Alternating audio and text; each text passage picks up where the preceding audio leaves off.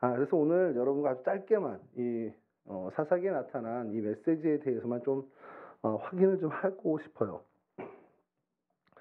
사사기가 뭐죠, 여러분? 혹시 아세요? 사사기. 이게 정말 안 쓰는 말이거든요, 우리. 사사라는 말을 쓰는 거 들으신 거 있으세요? 무슨 이런 기술을 사사했다. 그때 쓰는 거 말고. 그거는 다른 얘기입니다. 그거는 전하는 거고, 기술 전해. 이 여기에 나오는 사사. 이거 스타벅스 상품권 가야 되겠죠? 사사 뜻이 뭡니까? 오우. 야, 우리 역시 전임 회장님 역시 이 선물에 강한. 사사가 뭐냐면 이게 실제로 중국의 관직 이름입니다. 그래서 우리나라 성경이 번역이 되면서 사사라는 걸 쓴 거예요. 그 사사라는 우리나라에 없는 그 관직인데 중국에 쓰던 관직이다 보니까 그 마을 우리로 치면은 원님 같은 사또님과 같은 그런 비슷한, 그래서 입법, 사법, 행정권을 다 갖고 있는 그런 어떤 관직입니다. 자, 이게 그 사사라는 표현이 계속 우리한테 이제 익숙하지 않다 보니까 여러분들이 혹시 들어본 적이 있는지 모르겠는데 성경 중에 공동번역이라고 있습니다. 공동번역은 우리 개신교하고 구교인 카톨릭까지 다 해서 한국에 있는 모든 기독교가 주님을 주로 고백하는 기독교의 모든 교파를 넘어서서 성경을 같이 번역하자. 굉장히 멋진 일이죠. 그래서 거기서 이제 번역을 했을 때 사사기를 그럼 뭘로 해야 되냐? 우리나라에 있었던 관직으로 하면 좀 편하니까 판관으로 한 겁니다. 고려 시대부터 조선 말까지 있었던 그 판관을 제일 비슷하다 생각하고 판관기라고 이렇게 이름을 붙였어요. 성경 여러분 공동 번역을 서점 가서 이렇게 보시다 보면 사사기 그 차례에 판관기라고 돼 있을 겁니다. 그래서 에훗 우리 사사 기드온 뭐 사사 에훗 그러지만 거기는 판관 에훗 판관 기드온 이렇게 합니다. 그러니까 여러분들은 나면서부터 공동 번역을 본 일이 없기 때문에 굉장히 익숙하지 않을 겁니다. 그래서 새 번역으로 번역할 때도 이 성경학자들이 굉장히 고민을 한 거예요. 사사기를 그럼 뭘로 하지? 재판기로 할 수도 없잖아요. 그래서 그냥 이건 그냥 우리 이미 기독교 안에서 고유 명사화 됐다 해서 그냥 사사기로 그대로 합니다. 그러니까 이제 사사 그러면 국어 사전에서 찾으면 이제는 그렇게 나와요. 사사 두 번째인가 세 번째에 사사 그럼 기독교 구약 시대의 재정일치 시절에 하나님의 사람들 이렇게 해도 나옵니다. 국어 사전에도 그렇게 나오거든요. 그러니까 아예 고유 명사가 된 거죠. 자, 그 사사가 몇 명이 있었습니까? 아마도 주님이 이 땅에 오시는 그 우리의 역사가 다 끝나는 그날까지 정리가 안 될 겁니다. 사사가 12명이다, 14명이다. 그 계속 엘리 제사장과 사무엘까지 사사로 보는 사람들도 있고요. 사실 그 사이에 3년 동안 아비멜렉이 있는데 그 아비멜렉도 사사였다라고 보는 사람도 있습니다만 뭐 동의할 수는 없는 부분이고. 근데 이제 정통적인 기독교 이제 복음 신학에서는 12명의 사사를 이야기합니다. 그래서 그 12명의 사사 있는데 그 12명의 사사 중에 유일하게 여자인 사사가 있어요. 누구죠? 스타벅스 상품권 받은 사람이 조용히 하고. 누굽니까? 이름이? 드보라. 누구야? 우와. 신입생이 저런데. 우리 어떻게 하려고 우리 청년들. 자, 드보라예요. 그래서 오늘 드보라에 대해서 좀 그 시절의 이야기를 하면서 교훈을 좀 두 가지 정도만 찾아보려고 하는데 왜 하필이면 드보라예요? 여자 사사라 그래요? 그게 아니고요. 12명의 사사 중에 유일한 여자였던 사사도 유일한 거지만 다른 사사들과 굉장히 차이가 나는 큰 두 가지가 있습니다. 그게 뭐냐면 다른 11명의 사사들은 직접 자기들이 압제에 의해서 싸웁니다. 그게 뭐 자기가 됐든 타이가 됐든 그 억압받는 그 세력과 직접 전투를 벌려요. 그 11명의 사사들은. 무슨 말인지 알겠죠? 이렇게 눈을 동그랗게 뜨고 그게 뭔 말인가 이렇게 쳐다보고 있는데 드보라만 직접 전투에 참가하지 않습니다. 그러니까 전투의 현장에는 가지만 직접 칼을 들고 싸우는 사사는 아니었다라는 겁니다. 그럼 누군가 싸운 사람이 있어야 되잖아요. 그 사람이 오늘 등장하는데 그럼 그 사람이 사사 아니에요? 그렇게 볼 수도 있지만 사사는 아닙니다. 왜냐하면 재정일치라는 것이 종교와 정치가 하나로 된 정치 형태인데 거기서 뭐 어떻게 보면은 전쟁에 참가하고 하는 것은 되지만 리더는 아니었다라는 거예요. 그 바락이라는 사람인데 그 바락은 그러니까 사사는 아니에요. 근데 사사처럼 나가서 싸움을 인도를 해요. 장수처럼. 근데 하나님의 명령을 받아서 사람들을 이끈 것은 드보라입니다. 그러니까 요 드보라 시절의 사사 시대는 너무 독특합니다. 다른 사사 시대와는 너무 다르게 뭐 이렇게 그 종교와 정치가 하나로 돼 있는 어떤 모든 게 다 이 사사에 집중됐던 그런 형태가 아니라 그 중에 아주 큰 축인 그러니까 안보, 국가의 안보라든지 이런 어떤 부분 군사적인 리더는 바락이라는 사람에게 위임했던 시절이라는 겁니다. 그러니까 이게 엄밀히 보면은 이전에 있던 사사 시대와 그 후의 사사 시대와는 완전히 차이가 나는 부분이거든요. 또 하나의 큰 차이는 뭐냐면 이 여자 사사였다 그리고 전쟁에 참여하지 않았다 이런 부분뿐만 아니라 다른 사사들은 그 사사가 속한 지파들과 한두 지파 정도가 같이 협력해서 그 국난을 극복합니다. 뭐 대부분이 그래요. 단지파의 사사인 삼손 같은 경우는 심지어 아무도 규합 안 해요. 혼자 싸웁니다. 그러니까 그 정도로 그 사사와 사사의 어떤 그 주변에 있는 소수의 사람들이 이 나라, 이 이스라엘 민족을 건져내는 일을 하거든요. 근데 이스라엘이 몇 개 지파죠, 여러분? 이거 스타벅스를 걸어야 답이 나오는구나. 지금 2명 스타벅스 가져갔고, 우리 스타벅스로 하면 안 돼. 이제 우리 최지혁 집사님 봐서 투썸 플레이스로 해야 돼. 자, 투썸 플레이스 선물권. 이스라엘 몇 지파? 와, 정말 모르는 건 아니죠. 이스라엘 총 몇 지파예요? 자, 지금 뭐라고 우리 재학생이 얘기했습니다. 신입생이 아닌. 자, 몇 지파죠? 이스라엘이? 종원아 얘기해도 돼. 몇 개 지파지? 12개. 역시 투썸 플레이스. 이스라엘 12지파입니다. 근데 이 드보라와 바락 시대에는 한두 개의 지파가 이 국난을 넘어선 게 아니라 총 6개의 지파가 연합을 합니다. 이게 어마어마한 일이거든요. 이전에도 없었고 후에도 없는 엄청난 일이 벌어진 겁니다. 이 드보라라는 사사가 어땠길래 이렇게 지파들이 다 규합이 됐을까? 그리고 거기 이 지파 규합, 연합 규합에 이 수장으로 세운 바락은 심지어 지파 중에서도 가장 나약한 납달리 지파 출신이었어요. 이게 그런 겁니다. 이렇게 약간 이렇게 지파들이 있으면 그래도 제일 큰, 제일 힘센 지파에서 이렇게 리더를 해야 되는 게 보통이잖아요. 사사 시대에서 제일 어쨌든 영향력 있는 지파는 에브라임 지파입니다. 그 이유는 요것만 좀 설명할게요. 이 12아들이 지파가 되잖아요. 야곱의 12아들이 지파가 되는데 12아들 중에 으뜸이 누구겠습니까? 장자로는 루벤이 장자인데 실제로 어떤 영적인 장자권은 유다에게 넘겨졌어요. 근데 영적인 거야, 그 말 그대로. 그럼 이 사람들은 영적이지 않기 때문에 뭘 보겠습니까?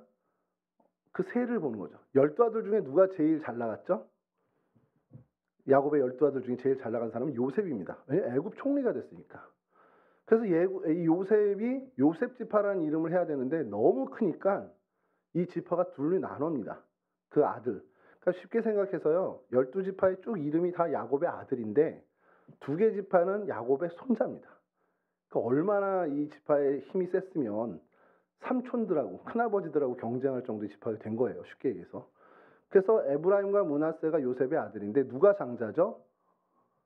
이런 것까지 탁탁 대답이 나오면 진짜 막 춤을 출 텐데. 원래 므낫세가 장자입니다. 므낫세가 첫째고 에브라임이 둘째인데 이 야곱이 할아버지가 축복을 하면서 손을 이렇게 엇갈려서 축복을 해요. 그래서 차자가 영적인 장남이 되는 겁니다. 그러니까 실제로 장자권을 갖는 거, 장손격을. 그래서 에브라임이 이 지파의 장손입니다. 그러니까 종손. 야곱의 계승자입니다. 쉽게 얘기해서. 그러니까 이 12지파 안에서도 에브라임 지파가 제일 어떻게 보면 잘 나가는 지파가 되는 거예요. 여러분 사사기를 우리가 부장선생님하고 한참 지난주에 얘기를 했는데 우리가 이제 성경을 좀 읽어가려고 그래요. 청년부들이. 사사기부터 좀 읽기 시작하고 싶어요. 왜냐면 사사기 시절이 오늘 우리 2022년, 23년 이 시절과 너무 비슷해서 읽으면 우리도 그럼 이런데 이렇게 살면 안 되겠네 이런 생각을 좀 하지 않을까. 여하튼 그래서 이 사사기 시절에 보면 모든 사사가 등장해서 뭔가를 일을 할 때 계속 에브라임 지파가 딴지를 겁니다. 너 왜 나한테 얘기하고 나갔어? 쉽게 얘기해서 무슨 여러분들이 이제 회사나 학교나 이런 데서 막 여러분들끼리 의견을 해서 좋은 일이다 하고서 진행을 했는데 갑자기 선배가 나타나든지 상사가 나타나서 야 이거 왜 나한테 얘기 안 하고 있냐? 이렇게 하는 거죠. 피부에 안 닿는구나. 청년부 회장단이 뭔가 결정해서 오늘 신입생 환영회 하기로 했어요. 뭐 선물 교환도 할 거고 뭐 프로그램도 할 거고 할 거예요 라고 했는데 갑자기 제가 나타나서 세준아 이거 왜 나한테 얘기 안 하고 있어? 이러면 어때요? 꼰대지 이렇게 되면. 그런 역할을 에브라임이 계속 한 거예요. 사사기 내내 그렇습니다. 자, 근데 다행히 이때 납달리 지파였던 바락이 그렇게 한다면 에브라임 지파가 딴지를 걸어야 되는데 그게 없었어요. 기록을 보면. 왜 그랬을까? 드보라가 에브라임 지파야. 그러니까 드보라가 그렇게 해버리니까 아무도 토를 못 따는 겁니다. 제일 나약한 납달리 지파의 바락이 리더가 돼도 누구 하나 딴지를 못 거는 거예요. 하여간 그런 희한한 상황이 벌어진 시절, 그러니까 사사시대 안에서도 가장 독특하다라고 할 수 있는 시절, 그 시대가 이 드보라 사사시대입니다. 자, 그리고 뭐 대승을 거두고 이렇게 했는데 뭘 보고 싶었냐면, 자, 드보라가 직접 전투에 나서지 않지만 바락이라는 사람을 세워서 어떻게 보면 그 군대를 이끌게 해서 대승을 거두게 되죠. 여기서 지금 보고 싶은 것이 뭐냐면, 이 바락은 물론 이제 드보라가 영향이 있는 사사였으니까 그 얘기를 들었는데 얼마나 믿음이 좋았을까 이런 생각이 드는 겁니다. 읽다 보니까 그래도 어느 정도 하나님과의 어떤 관계나 믿음이 있어야 이게 좀 하나님의 쓰임을 받는 거 아니야? 근데 어쨌든 사사는 아니잖아요. 그래서 좀 뭔가 약한 느낌이 있었는데 성경에 있다가 굉장히 좋은 걸 발견해서 그래 새해 첫 주에 우리 이걸 좀 말씀을 나누겠다 생각을 한 겁니다. 뭐냐면 여러분 히브리서 11장 32절 제가 좀 읽어드릴게요. 오늘 준비가 안 됐을 겁니다. 그래서 종혁 형제가 오늘 못 와서 잘 들으십시오. 히브리서 11장은 우리가 잘 알고 믿음의 장이라고 합니다. 그래서 구약 시대부터 쫙 섭렵한 믿음의 선현들의 이름이 쫙 나옵니다. 그리고 이제 마지막에 이렇게 마무리를 해요. 11장 32절에 내가 무슨 말을 더 하리요? 기드온, 바락, 삼손, 입다, 다윗 및 사무엘과 선지자들의 일을 말하려면 내게 시간이 부족하리로다. 그들은 믿음으로 나라들을 이기기도 하며. 신앙의 선배들의 이름을 쭉 열거하는데 다른 사사는 등장하지 않고 기드온과 삼손이 등장하면서 거기에 드보라가 아닌 바락이 등장을 합니다. 이게 무슨 일이지? 드보라가 나와야 우리 상식엔 드보라가 사사인데 에훗 이후에 사사인데 드보라가 등장했는데 드보라 자리에 바락이 들어갔지? 사사가 아닌데? 이건 뭐 얘기하냐면 믿음의 조상들을 열거하는 이 성경에서 바락을 그 조상의 믿음의 선연의 대열에 서게 했다라는, 그러니까 그만큼 바락에게 믿음이 있었다라는 것을 하나님도 인정해 준다라는 얘기입니다. 반대로 얘기하면 그럼 어떤 믿음이 있었을까? 그래서 사사시대를 쭉 지켜보면요, 바락이 전쟁하는, 이제 규합을 하면서 리더로 세워지고 전쟁하는데 이제 산에 올라가서 진을 찝니다. 10,000명 이상이. 자, 근데 하솔왕이 900대 철병거를 들고 이제 옵니다. 군대를 다녀온 많은 우리 몇 명 있구나. 전쟁을 하면요, 고지가 유리합니까? 아니면 낮은 것이 유리합니까? 100% 아니면 99% 다 고지가 유리합니다. 100번 싸우면 99번은 위쪽에서가 거의 다 이겨요. 자, 근데 드보라가 바락에게 내려가 싸워라 그래요. 철병거라고 치면 오늘날 치면 탱크인데 그게 900대가 오고 있는데 보병 10,000명이 내려가서 싸우는데 당연히 올라오는 산에서 싸워야죠. 이렇게 등지고 아래로 이렇게 쳐서 해야 되는데 내려가 싸우라는 겁니다. 그 말에 바락이 어떻게 했을까요? 아멘하고 순종하고 내려갑니다. 이거는 우리가 성경을 그냥 읽으면 그냥 따로 내려가나 보다 이렇게 생각하는데 그게 아니라 이건 말이 안 되는 거예요. 군사학적으로 사실적으로 이건 왜 내려가 싸워? 가뜩이나 겨우겨우 고지를 점령해서 올라와 있는데 그럼 애초에 10,000명이 밑에서 모이지 왜 그 고지에서 모입니까? 애초에. 근데 드보라가 하나님의 명령을 받고 내려가 싸우라는 거예요. 그 명령에 바락이 역시 사사는 여자가 하면 안 돼. 이런 생각을 했다면 그는 히브리서에 이름이 등장하지 않겠죠. 근데 드보라의 이야기가 하나님의 말씀임을 바락은 믿고 순종한 겁니다. 그 믿음이 하나님이 보시고 결국 히브리서의 믿음의 선현들의 명단에 오를 만큼 하나님 기뻐하셨다는 거죠. 그만한 믿음이 되었다는 겁니다. 실제로 그렇게 내려가서요. 우리가 나중에 사사기 읽을 때 그렇게 되겠지만 대승을 거두는데 이것도 좀 이해가 안 되잖아요. 그냥 대승을 거뒀다면은 어떻게 10,000명의 보병이 900대의 철병거를 이렇게 이기지? 자, 근데 여기에 보면 이런 말이 있습니다. 사사기 5장 4절에 이 전쟁을 묘사하는데 이것도 읽어드릴게요. 여호와의 주께서 사일산에부터 나오고 에돔을 들에서부터 진행하실 때에 땅이 진동하고 하늘이 물을 내리고 구름도 물을 내렸나이다. 이게 승전가를 부르는 노래예요. 전쟁이 이렇게 해서 진행돼서 이렇게 됐지 않습니까? 하나님을 찬양하는데 땅이 진동했지 않습니까? 하나님 하늘에서 물이 내리고 구름도 물을 내렸습니다. 이 얘기를 하면서 이어지는 5장 21절에는 기손강은 그 무리를 표류시켰으니 이 기손강은 옛 강이라 내 영혼아 내 힘 있는 자를 밟았도다. 이 성경학자들은 이 부분들을 묘사한 것을 잘 풀면 엄청난 폭우가 내린 것으로 보고 있습니다. 자, 비가 엄청나게 내려요. 뭐 축구로 치면 수중전 같은 건데 그러면 철병거가 어떻게 될까요? 진흙에 빠지게 됩니다. 움직이지 못하는 거죠. 쉽게 얘기해서. 완전한 무력화가 되는 겁니다. 철병거 900대가 왔다면 보병은 훨씬 더 적게 왔을 거예요. 병거가 있는데 뭐하러 보병이 따라옵니까? 그냥 제압되는데.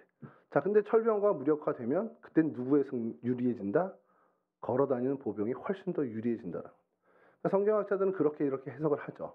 결국 하나님이 이 드보라의 말처럼 바락에 앞서서 나가셔서 하나님이 승리를 이끄셨다라는 걸로 그 고백이 사실이 되었다라는 겁니다.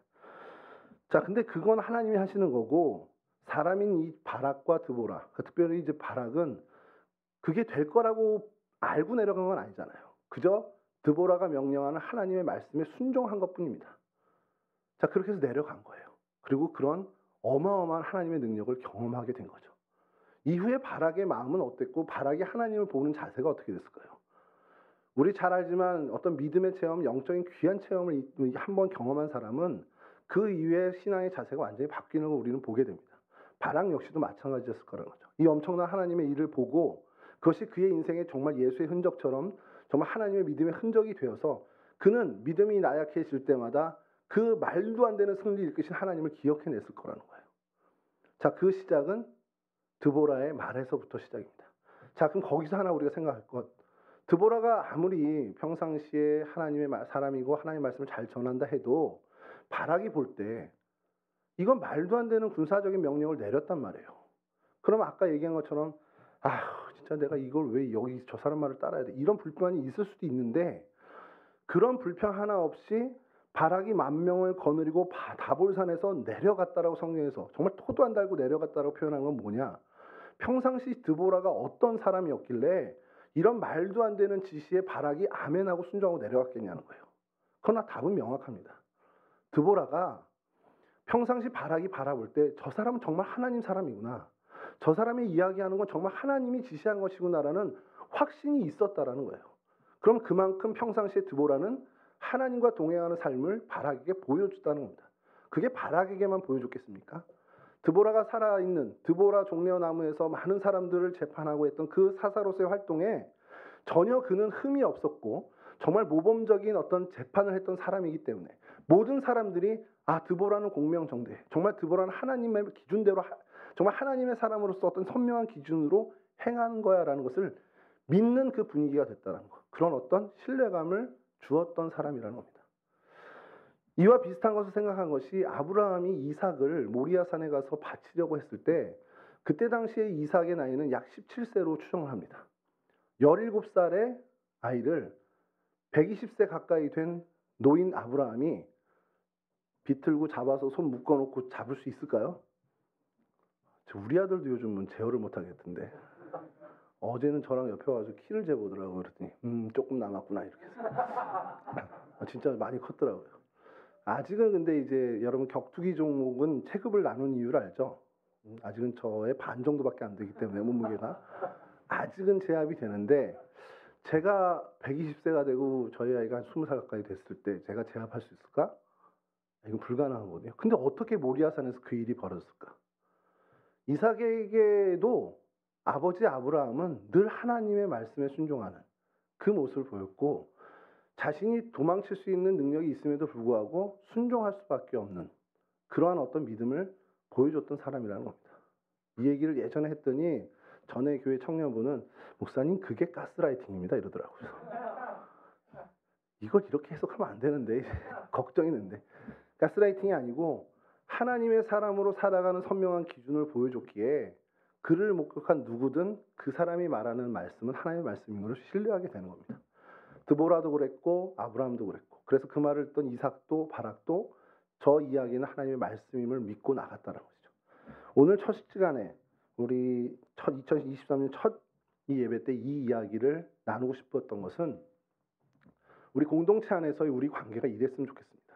선배와 후배, 신앙의 앞선 자와 신앙을 뒤따르는 모두가 앞서 나간, 정말 한 발이라도 앞서 나간 이는 내 한 발 뒤에라도 오는 이에게 내가 정말 하나님의 선명한 기준으로 살아가는 삶을 보여주므로 우리가 정말 하나님의 사람임을 입증하고 뒤따르는 이들은 내 앞서가는 저 신앙의 선배들이 하나님의 사람임을 정말 목격하고 그들의 어떤 신앙의 발자취를 바르게 따라가는 데 힘을 쏟는 그러한 공동체가 우리 청년교회가 되고 우리 동성교회가 되어야 한다는 것이죠. 이 얘기를 하면서 목사님 말씀 잘 들어야 돼. 목사님 설교하는 거 다 순종해. 이런 얘기를 하자는 게 아닙니다. 제가 얘기하는 건 여러분 걸러 들으세요.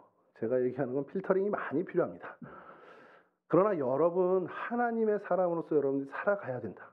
내가 내 믿음의 후배들에게 내 청년부 후배들에게 정말 하나님의 사람으로 살아가고 있음을 난 보여야 될 의무가 있다라는 것을 여러분 잊지 않아야 한다는 것이고 여러분 뒤따르는 우리 후배들은 우리 신앙의 선배인 선배들이 걸어가는 그 발자취가 말도 안 돼. 저 상식적이지 않아. 그게 아니라 그들이 정말 하나님과 씨름하며 그들이 정말 하나님의 말씀을 듣고 따라왔던 그 노력의 결실들임을 인정하고 나아가야 하는 자세가 필요하다는 겁니다. 그렇게 된다면 하나님은 분명히 우리 공동체를 크게 사용하신다는 것이죠. 하나님 분명히 이 공동체를 하나님께서 쓰시는 귀한 공동체로 삼으신다는 사실입니다. 이런 쓰임받는 우리 공동체 그리고 쓰임받는 우리 청년부 한 사람 한 사람 그 인생들이 될 수 있기를 주님의 이름으로 간절히 축원합니다. 기도하겠습니다. 좋으신 아버지 하나님 감사합니다. 2022년을 이제 뒤로 하고 새해 2023년을 맞이했습니다. 하나님 다가오는 이 새해는 정말 하나님 앞에 한 걸음 더 나아가는 귀한 1년이 될 수 있도록 도와주시옵소서. 이 한 해를 보내면서 많은 일들이 있을 줄 압니다. 그러나 그 모든 일들 속에 역사하시는 하나님을 볼 수 있는 눈을 허락해 주시고 그 믿음 허락해 주셔서 정말 믿음으로 살아가는 우리 청년들 모두가 될 수 있도록 도와주시옵소서. 특별히 하나님 믿음의 한 발 앞서가는 우리 선배들 정말 하나님의 사람으로서 선명한 기준으로 살아감을 보일 수 있는 귀한 삶에 집중할 수 있도록 도와주시고 노력하게 하시고 기도하게 하시고 뒤따르는 우리 믿음의 후배 역시 믿음의 선배들의 그 발자취가 그저 그들의 생각이 아닌 하나님과 씨름한 귀한 결과물임을 귀한 믿음의 결과물임을 인정하며 나가는 그런 우리 공동체가 될 수 있도록 그래서 하나님 우리 공동체를 주님께서 쓰시고 우리 청년들의 인생 한 사람 한 사람을 하나님께서 사용하시는 귀하고 아름다운 일들이 이 한 해 2023년도에 가득할 수 있도록 주님 도와주시옵소서. 감사하며 예수 그리스도 거룩하신 이름으로 기도합니다. 아멘.